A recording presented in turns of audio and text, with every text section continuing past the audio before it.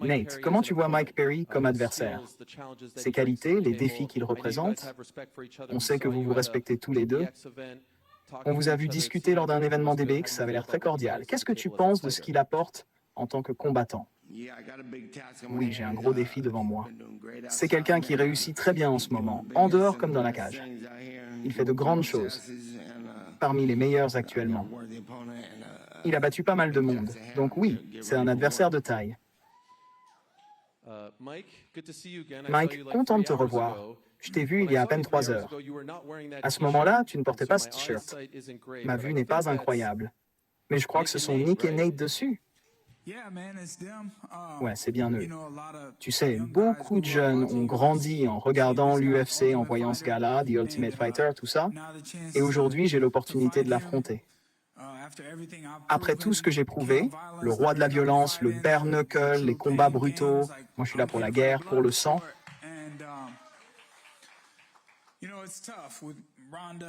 Mais bon, avec Ronda et Gina qui restent très professionnels et Nate aussi. Il faut bien qu'on mette un peu de piment, qu'on chauffe le combat. Moi et Nate, on va saigner partout dans la cage. Enfin, j'espère surtout lui, plus que moi. Donc ce t-shirt, c'est une marque de respect? Oui, d'une certaine manière. Parce que beaucoup de fans ont apprécié ce que ces gars ont apporté au sport, ils ont montré la voie à pas mal d'entre nous. Mais en même temps, ça dépendra de comment le combat se passe. Disons que je pourrais aussi leur renvoyer ça en pleine face. Nate, tu en penses quoi de ce t-shirt? Il est stylé, ce t-shirt. Voilà. Je suis d'accord d'ailleurs, il est vraiment cool.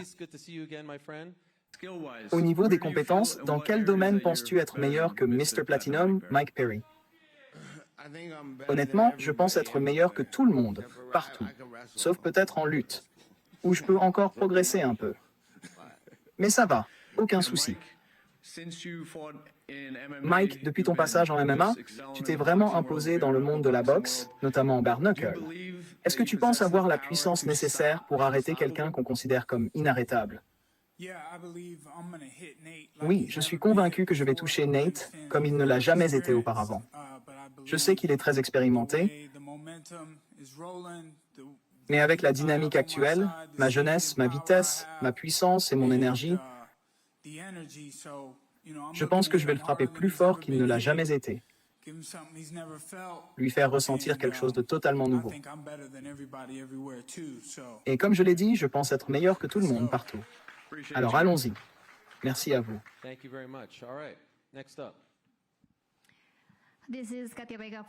C'est Cathy Vega pour Bro Bible.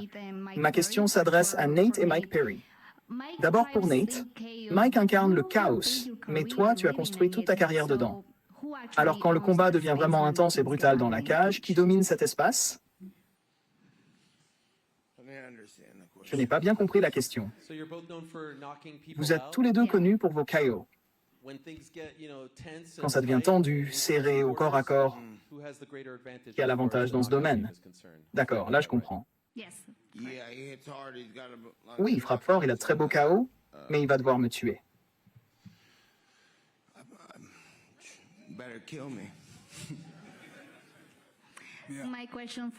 Question pour Mike. Nate a combattu pour le titre BMF. Toi, tu es devenu le roi de la violence. Alors, qui est le vrai? Le 16 mai, on va fusionner tout ça. Et l'un de nous repartira avec les 2 titres. Et ce sera moi. Je suis le vrai BMF. C'est comme ça que les gens ont appelé ce combat dès qu'il a été signé. Ils étaient impatients de voir un combat qu'ils n'avaient jamais eu. Et maintenant, ils vont l'avoir.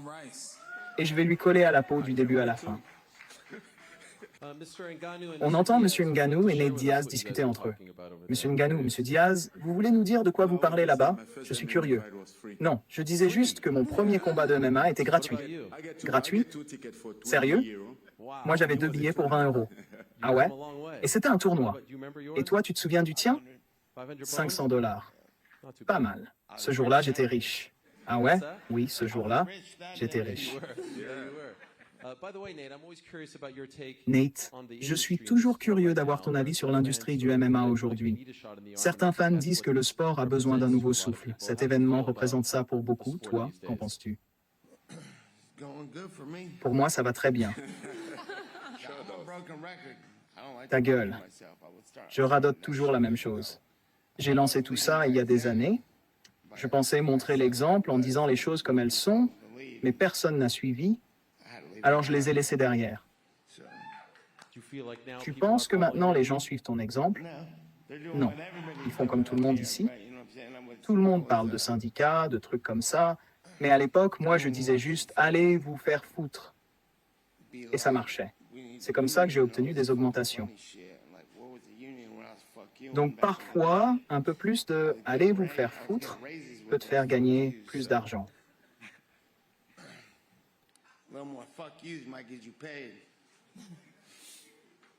Thank you for that. One more media question here, sir. I feel you. Je pense qu'il a été un leader, même s'il ne l'admet pas. Tous ceux sur scène sont des leaders, parce qu'ils ont pris position, ils ont dit non, et ils ont affirmé qu'il valait plus. C'est pour ça qu'on est tous là aujourd'hui. Tu sais combien d'augmentations j'ai eues en disant « allez vous faire foutre » plus qu'en faisant ce qu'on me disait. J'en ai peut-être trop dit. Quand on regarde les autres noms sur cette carte, Rob Despain contre Junior Dos Santos, franchement c'est un combat incroyable. J'ai aussi hâte de voir les débuts américains de Saladin Parnasse, double champion qui a même tenté de décrocher une 3e ceinture, ce qui est totalement inédit du côté du KSW.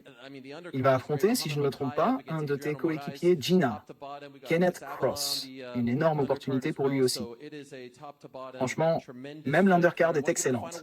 Muhammad Mokaev contre Adriano Moraes, on a aussi Chris Avila sur la carte préliminaire. Du début à la fin, c'est une carte de combat exceptionnelle.